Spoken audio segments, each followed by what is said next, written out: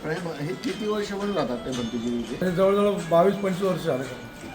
ते जो आणि आज जेवढं मोठं आहे ना तेवढं नव्हतं, खूप छोटं होतं. पाठवली बातमी काहीतरी 2 का गुंठे फक्त दिली ना जागा त्यावर. सभासद धुवायचे 15 ते 10,000 रुपये, 11,000 रुपये सभासद धुवायचे. किती सभासद जोडले त्याचे? इथे बौद्धमय भूमी इथे जो वाद चालू आहे, तो सोशल मीडियावर जोरदार तो प्रचार चालू आहे. तो कुठेतरी लोकांना खरा इतिहास माहिती पाहिजे आणि ते कुठेतरी थांबलं पाहिजे. त्याच्यासाठी मी स्वतः तिथे जाऊन पाहणी केली. पाहणीमध्ये बघितल्यानंतर जो 4 पदरी रोड होणार आहे त्याच्यामध्ये जिथे ते 7-8 पोल उभे केले, त्या पोल जिथे उभे केले त्याची विचारणा केली, बाबा तुमचा विरोध होता तर हे पोल का उभे केले, कशासाठी उभे केले. तर तिथे मला कळाल्यानंतर ते भंतेंच्या गौतमरत्न भंते यांच्या सांगण्यावरून अण्णासाहेब रोकडे, भीमराव डोळस आणि इतर कार्यकर्त्यांनी तिथे भूमिपूजन थोरवे नावाच्या कॉन्ट्रॅक्टरच्या माध्यमातून केलेलं होतं.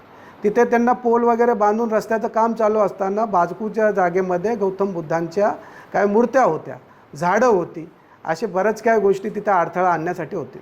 वारंवार महानगरपालिकेतून भंतेंना बसून काहीतरी त्याच्यातून मार्ग काढण्याचा प्रयत्न ते सांगत होते. ते काय नोटिसा नाही दिला या अशा गोष्टी समोर येतात, पण तसं काय नाही. त्यांना वारंवार तिथे सांगत होते. सांगितल्यानंतर ते भंते काय तिथे बसायला तयार नव्हते. आणि आम्हाला एकच पाहिजे, कल्याण पूर्वेचा आणि कल्याण पश्चिमेला जोडणारा रोड आहे. विकास हा झाला पाहिजे, विकास कुठेही थांबला नाही पाहिजे. ज्याच्यामध्ये जी जागा बाधित असेल त्याच्यामध्ये तिथे भव्य मोठ्या प्रमाणात बौद्धविहार झाले पाहिजे, तिथे शाळा झाली पाहिजे, गार्डन झाले पाहिजे, असं चांगलं तिथे झालं पाहिजे. पण हे संघर्ष करून होता कामा नये. त्याच्यासाठी जर जे सोशल मीडियावर चाललं आहे कुठेतरी थांबलं पाहिजे आणि लोकांना खऱ्या इतिहास माहिती पाहिजे. काय भंतेंचं आणि त्या थोरवेचं काय आर्थिक व्यवहार झाला असेल ते समाजापुढे आले पाहिजे. आणि जेव्हा ते 4, 8, 10 पोल तेव्हा उभे केलं तेव्हा समाजाला घेऊन त्यांनी का नाही केलं, स्थानिक लोक त्या कमिटीत काय नाही, त्या कमिटीची पूर्णपणे इन्क्वायरी झाली पाहिजे. त्यांचा अद्याप बॉडी नाही आणि ते भंते कुठून आले, काय आले, त्यांचा एक इतिहास पुढे आला पाहिजे समाजापुढे, एवढीच माझी मागणी आहे.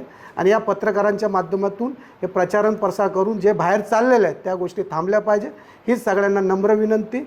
जय भीम, जय संविधान, नमो बुद्ध.